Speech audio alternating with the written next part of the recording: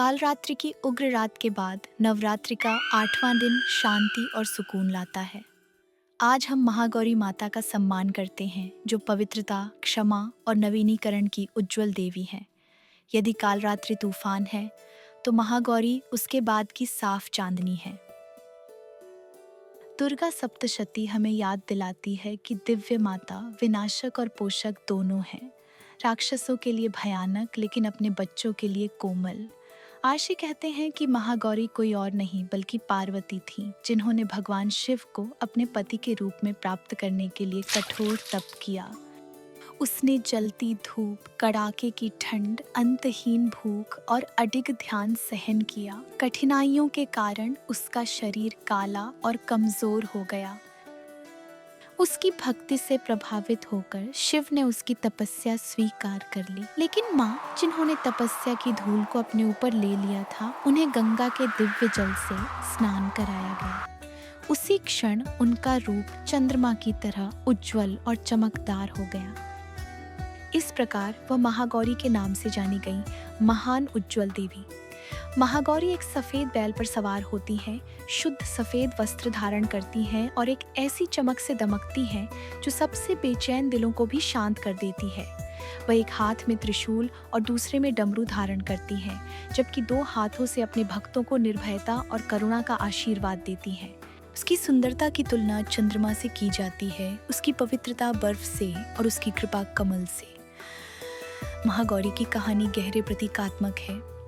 उसका पहले का काला रूप हमारे अज्ञान, बोझ और कर्म के दागों का प्रतिनिधित्व करता है। तपस्या के बाद उसका परिवर्तन हमें याद दिलाता है कि चाहे हमारा अतीत कितना भी भारी क्यों न हो, शुद्धिकरण संभव है। वह क्षमा की मूर्ति है, वह माँ जो पापों को मिटाती है और एक नई शुरुआत देती है।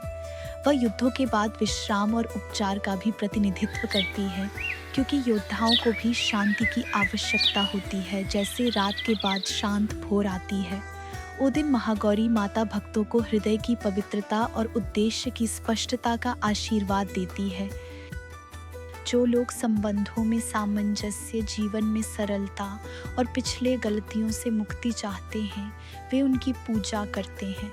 वह हमें याद दिलाती है कि असली ताकत केवल लड़ाई में नहीं बल्कि माफ करने में भी होती है। असली सुंदरता बाहरी रूप नहीं बल्कि आंतरिक पवित्रता है। इस नवरात्रि के 8वें दिन आइए महागौरी माता के आशीर्वाद को अपने हृदय में आमंत्रित करें।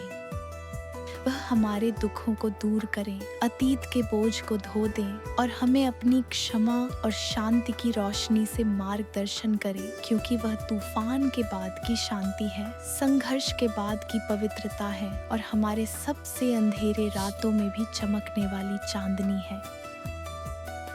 माँ महागौरी पवित्रता और शांति की उज्जवल देवी हमें सिखाती है कि सच्ची शक्ति करुणा, धैर्य और आंतरिक शांति में निहित है।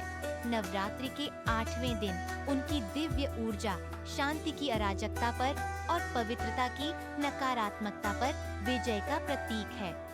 उनकी पूजा करने से भक्तों को ज्ञान, स्पष्टता और पिछले संघर्षों से मुक्ति मिलती है।